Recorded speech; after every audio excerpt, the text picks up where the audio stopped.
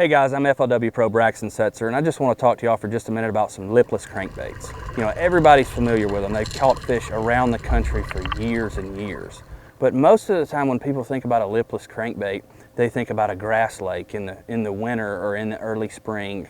And there are actually a couple other applications, and I'm going to talk about two of them that I like that kind of get overlooked.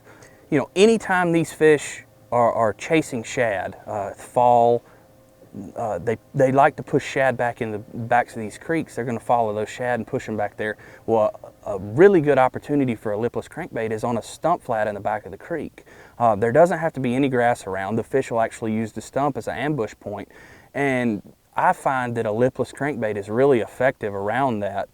For those, I'm looking for a smaller, like a 3/8 ounce trap, a smaller trap, something that I can wind fairly fast, keep it up out off the bottom, because you're talking about, you know, fishing it in 2 to 5 foot of water around these stumps. So I want something that's going to stay up off the bottom, bring it by these fish really fast and get a reaction strike. Yo-zuri makes the rattl'n vibe, and that's my go-to for that, for all lipless applications. And that smaller profile when the bait is small in the fall is really key for me fishing around those stump flats. Obviously, you know, you don't have to have the grass for those fish to have an ambush place. They're going to hold on whatever structure is around, and so I think that's something that a lot of people overlook when it comes to a lipless crankbait. You can cover a lot of water with it. You can fish it really fast. You can fish it at different depths. If you get in one pocket and it's 3 foot deep, you get in the next pocket and it's 6 foot deep. All you have to do is slow your retrieve down a little bit, but you're still fishing the same bait. That's a great imitation of a shad in the fall. Another application that may get overlooked is fishing a rattle trap deep. And when I say deep, I'm talking, you know, potentially up to 30 foot deep.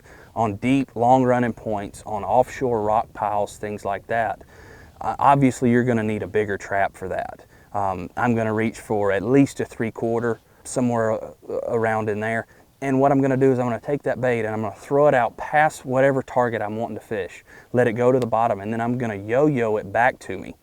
And when I say yo-yo it, I'm going to snap it up off the bottom pretty violently, and then let that bait flutter back to the bottom and work it across the rock pile or work it down a long running point, wherever I think those fish are holding out deep. And that's something that those fish don't see a lot. And with the snap, with it jumping up in their face and fluttering back down, it's a good imitation of either crawfish or dying bait fish, but it's also really good at creating reaction strikes, because that bait literally just jumps up in their face. You know, you just get a lot of them just to react on it. And it can be a really big player out deep. And I think with those two techniques, those are things that people really don't think about.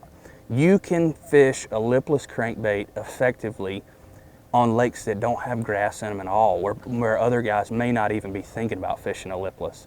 You do this, show them something that they may have never seen before, and you can have some really good days doing that. Just something a little bit off the wall to think about next time you reach for a lipless crankbait.